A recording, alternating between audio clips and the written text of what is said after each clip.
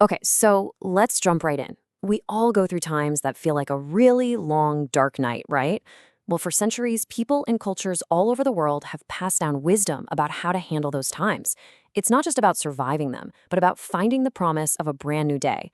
And that's really what we're going to explore here, that timeless journey towards hope and eventually renewal.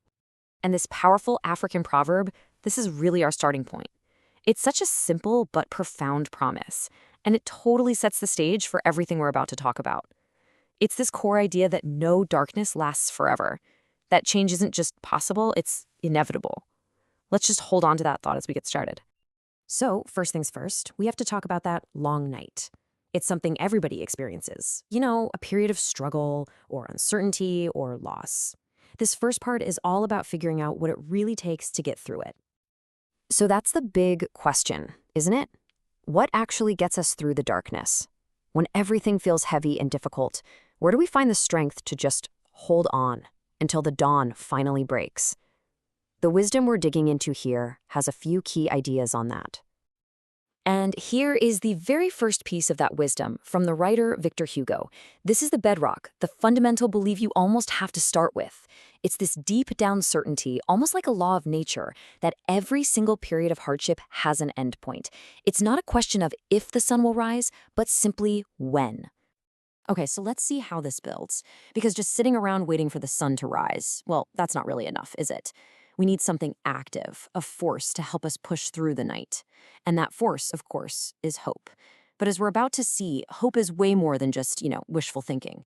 On a basic level, sure, hope is a mix of expecting something and wanting it to happen. It's the feeling that a better outcome is out there. But see, that simple definition doesn't really get to the heart of its true power. Real hope isn't passive. It's an active ingredient in making things change.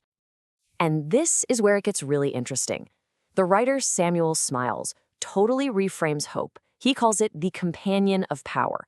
Now, that is a huge shift in thinking. Hope isn't about waiting around helplessly. It's directly tied to our own strength, our own ability to do something. And the thought doesn't even stop there. Hope is also the mother of success. Think about that. It's the starting point, the catalyst for everything that comes next. It's the belief that lets you take that very first step, which leads to another and another until you finally get somewhere new. And this brings the whole idea right back to its core. Hope isn't some complicated thing we have to manufacture out of thin air. According to this proverb, it's just a fundamental part of being alive. The very fact that you are here right now means the capacity for hope already exists inside you. So if hope is already inside of us, what's next? Well, this next part is all about action. It's about the conscious, deliberate decision to not just feel hope, but to actively choose it, to orient your whole perspective around it. This is where the philosophy becomes a real, practical thing you can do. And this quote just says it all, doesn't it? Christopher Reeve, someone who knew a thing or two about incredible challenges, saw hope as a choice, a single decision that unlocks all kinds of potential. It's the act of choosing that really swings the door wide open and makes anything possible. You know, Helen Keller gave us the perfect metaphor for what this choice looks like in practice. The key isn't pretending the shadow isn't there. It's always going to be there. The key is where you decide to turn your face. It's a deliberate shift in your focus, a way of training your attention towards the light instead of the darkness. So look, if we break all this wisdom down, it's kind of like a three-step path towards the light.